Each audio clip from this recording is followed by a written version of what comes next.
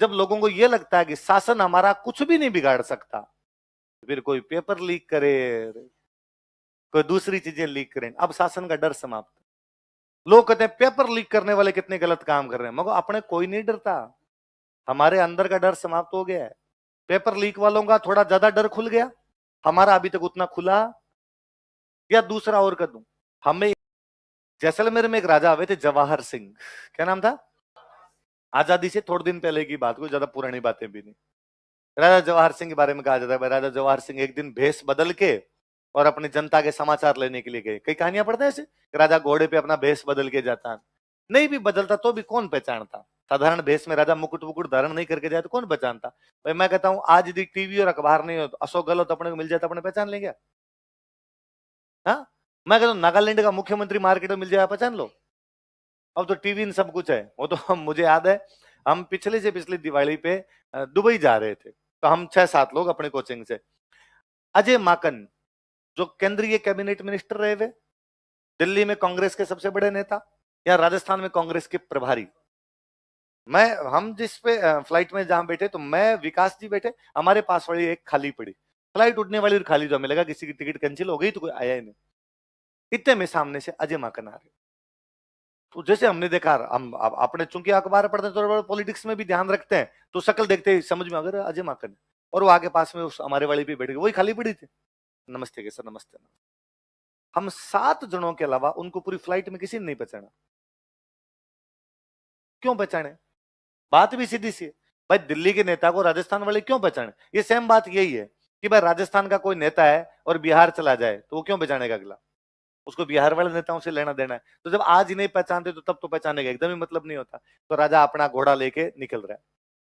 जैसलमेर में वैसे जनसंख्या घनत्व कम, मरुस्थल पड़ा था, तो इधर बियावान जंगल के अंदर, मरुस्थल के अंदर एक मुस्लिम महिला ऊपर से नीचे तक सोना पहने हुए, भयंकर सोना पहने हुए, और अकेली जा रही सामान लेके अपना।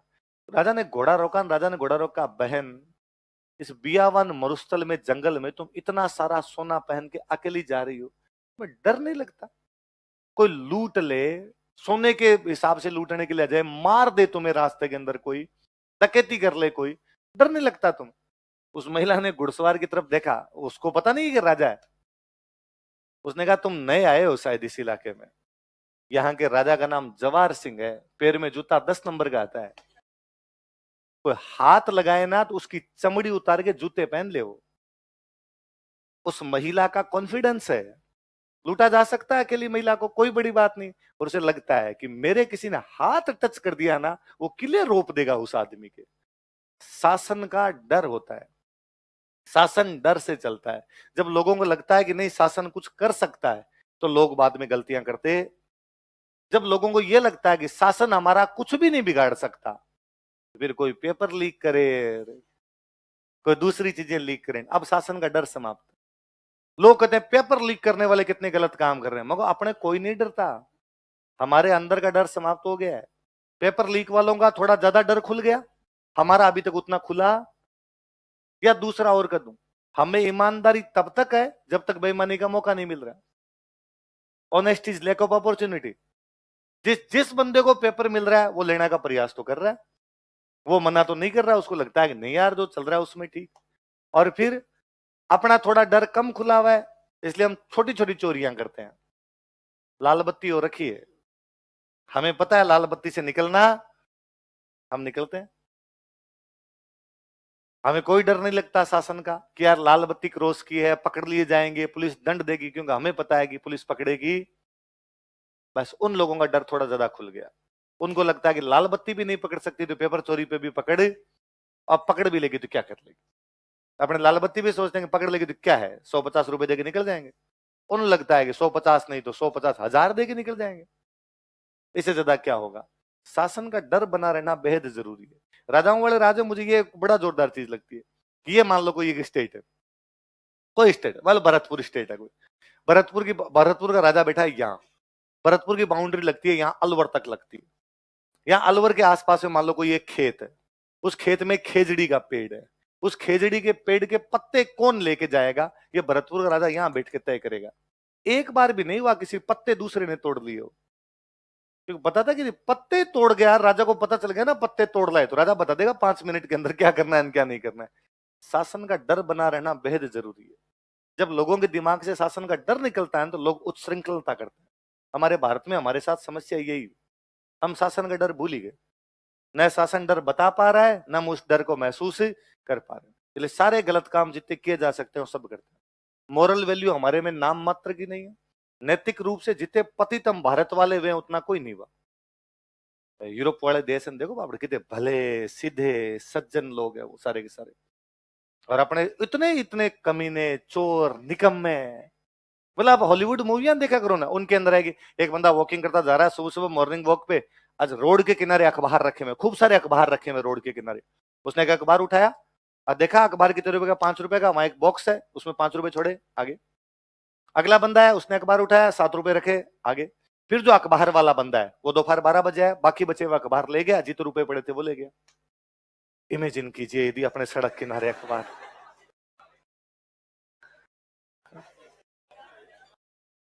जो सबसे पहला बंदा आएगा वो सारे अखबार उठा लेगा सारे, और वो ये भी नहीं सोचेगा क्या काम आएंगे, और टाबर गत्ते चढ़ाएंगे, लुगाई चूल्हे में पड़ेगी।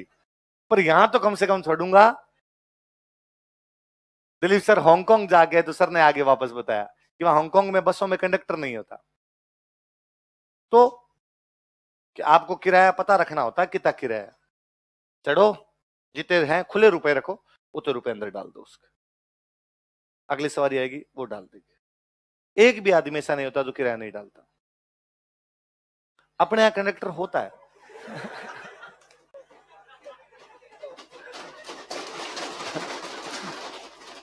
गांव वाली बस में कंडक्टर चढ़ता इधर से, क्या खड़े रहते पीछे, कंडक्टर पीछे आता तो घूम के 5 रुपए बचाने के लिए हम चलती बस में स्टंट कर जाया करते थे। हम मर जाएंगे लेकिन कंडक्टर को 5 रुपए देने, बस के ऊपर चढ़ जाएंगे, वो ऊपर आएगा तो अपने नीचे चले जाएंगे, इसको दिखने नहीं चाहिए, दिख जाता तो वो बेइज्जती करके 5 रुपए ले लेता। पर आदमी चाहता है कि यार कैसे न कैसे करके बचाया जाए, क्योंकि हमें नैतिकता नहीं है। यूरोप वालों को हम कितनी भी गालियां निकालें पर इन मामलों में वो बेचारे इतने आगे निकल गए जिसकी कोई हद नहीं। वो मैंने एक दिन और वो बताई होगी आपको बात कि भाई अपने ये जो गेट होते हैं कांच वाले गेट, जो ये पुल पुश वाले गेट होते हैं, तो वहां यूरोप में है कि भाई 10 बंदे खड़े हैं लाइन में, पहला बंदा जो चढ़ा गेट के उसने पुश किया, अंदर घुसा, फिर वो गेट को पकड़ के तब तक खड़ा रहेगा जब तक बाकी 9 ना निकले।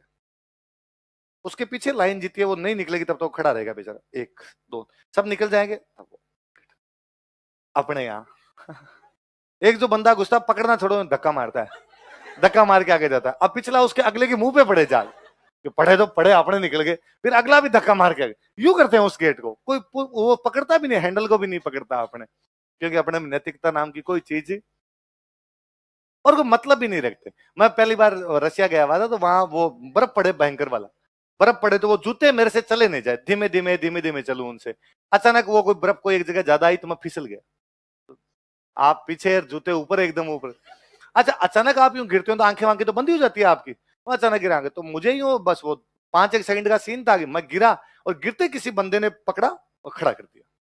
तो मुझे बंद आंखों में इतना जरूर महसूस हुआ कि जिस किसी बंदे ने मुझे पकड़ के खड़ा किया वो लंबा चौड़ा है यार, फटाफट।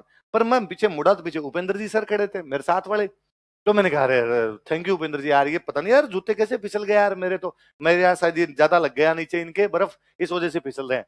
तो उन्होंने कहा पर सर थैंक यू मुझे मत बोलो, मैंने नहीं खड़ा किया आपको।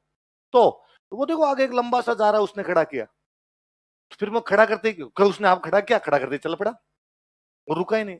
मैं इमेजिन करता हूँ कि यार भारत में यदि कोई ऐसे खड़ा करता, वो 10 मिनट तो मेरे से पूछता कि ना निरा कहाँ है क्यों आए यहाँ पे, है ना, ध्यान से चला करो, ऐसे जूते क्यों पहने, कहां से लिए जूते, महंगे आ गए, इतने रुपए देने के थोड़ी होते हैं, कोई आराम से बंदा यूं इंटरेस्ट लेके बात करके जाता। उस आदमी कोई मतलब, उसका काम है अपना काम करेगा, उसका कर्तव्य केवल इतना था आपको खड़ा करना, उसने आपको खड़ा कर दिया। अब अपन में नैतिक मूल्यों का क्या हो गया है, पतन। कोई भी देश तब तक महान नहीं बनता जब तक उसके नागरिकों में नैतिकता नहीं आती। भारत उसी दिन महान बनेगा जब नागरिकों में क्या जाएगी। अपने सरकारों से उम्मीद करते हैं, सरकारें हमसे ही बनी है, आप सरकार से कतई उम्मीद नहीं कर सकते कि सरकार इन सारी चीजें सही कर देगी, सरकार आपसे ही तो गई है। और सबसे बड़ी बात, सरकार क्यों कानून व्यवस्था का ध्यान रखेगी? आपने सरकार को कानून व्यवस्था के नाम पर वोट थोड़ी दिए थे। आपने सरकार को वोट दिए इसलिए थे कि वो आपकी जात का है। आपने अपने एमएलए को वोट इस बात पर दिया था कि आपकी जाति का है। आज मैं कहता हूं कितना वो सिस्टम है कि किसी ऐसे बंदे को टिकट दे दो जिसकी जाति की वहां पे वोट नहीं है, वो बंदा मरे नहीं जीत सकता वहां से। अखबार खुलेआम लिखते हैं इस जाति के इतने लोगों को मिले टिकट, इस जाति के इतने लोगों को मिले टिकट। अब जो बंदा इस नाम पर आया है वो आपकी जाति के काम तो कर देगा, तो अपने एमएलए पर्सनल काम तो करते हैं। आपको ट्रांसफर कराना कराता है, आप उसको जब दारू की गाड़ी पकड़ ली छुड़वाता है, अब जब फलाना एक मुकदमा हो गया थोड़ी धाराएं धीमी करवा दो, वो धाराएं धीमी करवाता है। आप एक भी एमएलए को नहीं कह सकते पर्सनल काम नहीं करवाता, सारे के सारे एमएलए करवाते हैं। पर आप उससे ये उम्मीद नहीं करोगे पेपर लीक रोक देगा। आपने नहीं दिए वोट उसको पेपर लीक के लिए, आपने जिस काम के लिए वोट दिए थे वो प्रॉपर काम कर रहा है। आपके नेता बहुत भले सज्जन आदमी है बापड़े, जो कह के आए थे वो तमाम काम कर रहे हैं। अपनी जाति के मीटिंग के अंदर जाते उसमें कहते हैं आपके लिए जीत जान लगा देंगे, और लगाते हैं बापड़े। उन्होंने कभी कहा ही नहीं पेपर लीक रोकेंगे, उन्होंने कभी कहा ही नहीं कि विद्यार्थियों के हित की बात करेंगे, उन्होंने कभी कहा ही नहीं कि महिलाओं की सुरक्षा की जाएगी, नहीं करते। नेता क्या अपने एकदम सच्चे आदमी, भले आदमी। नेता झूठे, इसलिए आज के बाद नेताओं को गालियां। बुरा जो देखन मैं चलान, बुरा न मिलिया, जो दिल खोजा आपना मुझसे बुरा ना। तो जब अपने में नैतिकता आएगी तब भारत में भी आ जाएगी, अपने में नहीं आएगी तब तक भारत में भी। तो मतीरे की राड ये है कि साहब उस बंदे के रेस्पेक्ट की बात है कि मेरे रेस्पेक्ट है, ऐसे कैसे कोई ले जा सकता है? आज मतीरा लेके जाए कल भैंस को ले जाएंगे, कैसे लेके जाए मेरा मतीरा? तो उसके लिए कौन कौन दो राजा लड़े? अमर सिंह और ये मुगल बादशाह शाहजहां का टाइम था। किसका टाइम था? शाहजहां का टाइम था। अमर सिंह और अमर सिंह बड़ा है, योग्य है, बुद्धिमान है, वीर है, पराक्रमी है। एक अगला राजा बनने के लिए किसी एक आदमी में जितनी योग्यता होनी चाहिए उतनी सारी योग्यता किसमें? जसवंत सिंह छोटा था पर स्मार्ट था, और जसवंत सिंह को लगता था यार अपने को राजा बनना है, पर कैसे बने राजा? पिताजी तो राजा किसको बनाना चाहते हैं, तो उसको लगा ऐसा कोई बंदा जिसकी बात पिताजी मान ले और वो मेरी सिफारिश कर दे तो मैं राजा बन सकता हूँ।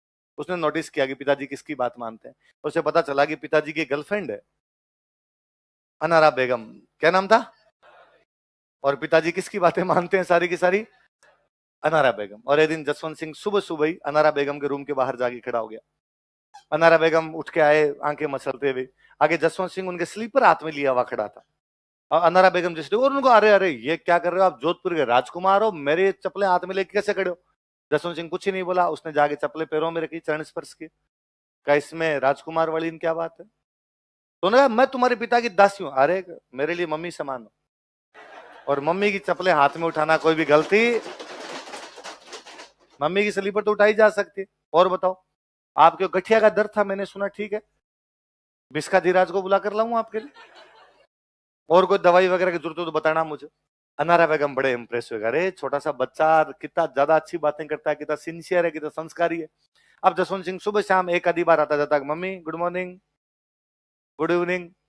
अमर सिंह पहली बात तो उधर आता ही नहीं था जिधर महिलाएं रहती थी, आता तो अनारा बेगम से बातचीत ही नहीं। तो अब अनारा बेगम को लगने लग गया कि योग्य ज्यादा कौन है। और एक दिन अनारा बेगम ने हम गज सिंह जी कहा कि गज सिंह जी आपको मेरी एक बात माननी पड़ेगी। गज सिंह जी ने कहा कौन सी टाली है आज तक, तेरी सारी बात मानता हूं। और उसने कहा गज सिंह जी मैं ये चाहती हूँ कि अगला राजा किसको बनाया जाए? जसवंत सिंह को। और गज सिंह ने कहा अरे नहीं नहीं नहीं, ये नहीं, तू ये फालतू की पंचायती मत किया कर, ये मैं देखूंगा राजा कौन बनेगा। अमर सिंह बड़ा बेटा है, योग्य है, बुद्धिमान है, पराक्रमी है, क्यों ना राजा बनाए उसको? और नहीं, ये नहीं चलेगी तेरी यहां पर, अगला राजा कौन बनेगा? अनारा बेगम ने कहा बस।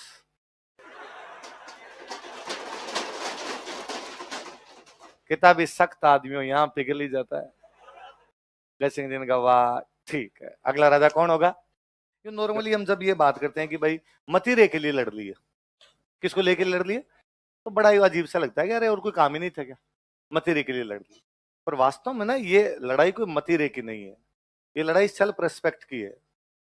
कि एक किसान है, उसके खेत में एक मतीरा है, दूसरे वाला किसान ले गया, उधर वाला राजा उनका सपोर्ट और कर रहा है। ये तो कल को ये भी हो सकता है कि फिर इधर वाला किसान इस किसान की खेत पे कब्जा कर लेगा। आज मतीरा लेके गए हो, कल किस पे कब्जा करोगे? फिर तो कल को आप लुगाई टापर ले जाओगे उठा के। अब ये किसान इस राजा को टैक्स देता है, तो इस किसान को लगता है कि मेरी इज्जत राजा की इज्जत, मेरी बेइज्जती राजा की, और यदि मैं राजा को टैक्स देता हूं तो भी राजा मेरी रक्षा करे, मेरे साथ में खड़ा रहे। राजा भी वास्तव में यही बताना चाहता है कि नहीं भाई, यदि मेरा किसान है, मेरे को टैक्स देता है, तो इसकी रक्षा के लिए मैं खड़ा रहूंगा, किसी भी घटना में मैं इसके साथ में खड़ा हूं। और जब कोई राजा ऐसे आके खड़ा होता था, इसीलिए जनता टैक्स देती। यदि आप रक्षा ही नहीं कर पाओगे, बाद में टैक्स किस बात का है? लड़ाई हुई है तो दोनों तरफ से राजा के भाई बंधु मरे हैं, पर राजाओं ने अपनी सेना लगा दी इसलिए कि नहीं भाई, किसान को किसी भी प्रकार का नुकसान होना, हार जीत अलग बात है, पर किसान को यह नहीं लगना चाहिए कि मैं अकेला था, मेरा साथ देने के लिए कोई नहीं था। कल को यूं कोई भी आके मेरे खेत के अंदर घुस नहीं सकता। आगे कोई इस प्रकार की घटना होगी तो 4 बार सोचेंगे कि ना, पीछे फलान जी बैठे, इस प्रकार हाथ नहीं लगाया जा सकता। अमर सिंह को वहां समाचार मिले, ये दोनों वहां है, वहां आगरा के दरबार के अंदर है, शाहजहां के पास में आगरा दरबार के अंदर है। और अमर सिंह को पता चला ऐसे ऐसे वहां लड़ाई होगी अपने, और अपनी लड़ाई के अंदर हार गए। तो अमर सिंह ने कहा मैं नागौर जाऊंगा, पता तो लगाऊं यार कितने शहीद हुए, क्या बात हुई क्या बात नहीं हुई। कर्ण सिंह को पता था कि यार ये कहीं नागौर जाएगा, वापस लड़ाई झगड़ा होगा, तो इसको थोड़ा लेट करवाया जाए, अभी नहीं जाने देते हैं, बाद में जाने देते हैं। तो उधर शाहजहां का एक मंत्री है, उस मंत्री का नाम है सलावत खान। क्या नाम है? सलावत खान। किसका मंत्री है? शाहजहां। शाहजहां का रक्षा मंत्री है। रक्षा मंत्री को बोलते मीर बख्शी। क्या बोलते? तो शाहजहां के मीर बख्शी का नाम क्या है? सलावत खान। और कर्ण सिंह को लगा कि यार इसको पटाते हैं, इस सलावत खान को पटाते हैं, इसकी ठीक चलती है। भाई रक्षा मंत्री तो बड़ी चीज होती है ना, सेना ही सबसे बड़ा हुआ करता था राजाओं के टाइम में, तो सलावत खान को पटाते। अब भाई कर्ण सिंह ने सलावत खान के पास बैठना शुरू किया डेली। सलावत खान को आते टाइम नमस्ते करे, जाते टाइम नमस्ते करे, थोड़ा दोस्त बनाया, एक आधी पार्टी वार्टी दी सलावत खान को। फिर सलावत खान से पूछा कि अमर सिंह के बारे में तुम्हारा क्या ख्याल है? उसने कहा नेक ख्याल है, बहुत भला अच्छा आदमी है यार, शानदार लड़ाई करता है, पिछली लड़ाई में क्या लड़ गया था अपनी तरफ से। उसने कहा सर मैं तो पहले ही समझ रहा था आप भोले हो सलावत खान जी। कैसे? कि अमर सिंह गालियां निकालता आपको, 4 लोगों में खड़े होकर कहता सलावत खान चीज ही क्या है, और आपको छोड़ो दुसान सा कोई गालियां निकालता है। ये तो कहता है ऐसे बात सकई है, इनके ही चले गए। सलावत खान ने कहा नहीं नहीं यार, हमारे खिलाफ ऐसे कैसे बोल सकता है, कि आप तो एक बात बताओ, आज दिन तक इस आदमी ने आपको नमस्ते किया है? और सलावत खान ने नोटिस किया यार अपने को नमस्ते तो नहीं करता, पर मैं करता हूं नहीं करता आपको। हाँ सर, मीर बख्शी हो, आपको नमस्ते नहीं करेगा कौन करे? और सलावत खान अब नोटिस करता कि अमर सिंह आता दरबार में, दूर से शाहजहां कोई नमस्ते करता, नमस्ते करके बैठ जाता, सलावत खान की तरफ तो देखता ही नहीं। और अब सलावत खान ने शाहजहां के कान भरने शुरू किए कि अमर सिंह खराब आदमी है, आपके खिलाफ ये करता है। पर शाहजहां कूल था, शाहजहां ने कहा अरे चुप रहे, लड़ने वाले बंदे हैं यार, लड़ने वाले बंदों को नाराज नहीं करते, अपने लिए काम आएंगे कहीं ना कहीं। और अमर सिंह ने एक दिन एप्लीकेशन लगाई सलावत खान के पास, छुट्टियां वुट्टियां देने का काम कौन करे? सलावत। ये सलावत खान मुझे नागौर जाना, छुट्टी दो। सलावत खान ने छुट्टी कैंसिल कर दी। छुट्टी कैंसिल कर दी तो अमर सिंह बिना एप्लीकेशन लगाए, बिना परमिशन लिए आ गया। उसने कहा मरने दे दो, मत दे, यूं चला जाऊंगा। मत पूछ रहा था, दे तो ठीक है, नहीं दे तो अमर सिंह कहाँ आ गया? नागौर। अब कर्ण सिंह ने सलावत खान के और कान भरे, साहब इतनी औकात है, देख लिया, मैंने कहा था ना ये आदमी डंका नहीं है। अब अमर सिंह थोड़े दिन बाद में गया, गया तो कर्ण सिंह ने जाते वापस कहा कि अब वो आ गया अमर सिंह, और कल दरबार में आएगा। हिसाब तो ये कहता आपसे आगे सॉरी बोले कि सॉरी सर मैं आपसे बिना पूछे चला गया था, पर मुझे पक्का पता आपसे कोई सॉरी वोरी नहीं बोलेगा। सलावत खान का नहीं नहीं, कल पक्का सॉरी बोलेगा, देख लेना यार, काम हो गया कोई इसलिए चला गया होगा। अगले दिन दरबार में सलावत खान बैठा, कर्ण सिंह बैठा, अमर सिंह पास से निकला। अमर सिंह क्यों देखता, उसने देखा ही नहीं सलावत खान, नहीं देखा तो कर्ण सिंह ने अमर सलावत खान के मारा, जा रहा है और सलावत खान से रहा नहीं गया। जरा गुस्सा आ रहा था सलावत खान का, गंवार पता नहीं कहां कहां से उठ के आ जाते हैं। और जैसे गंवार का वापस घूमा, अपने पास अमर सिंह हमेशा कटार रखता था। क्या रखता था? उसने कटार निकाली, सलावत खान को शाहजहां के दरबार में मार देता है।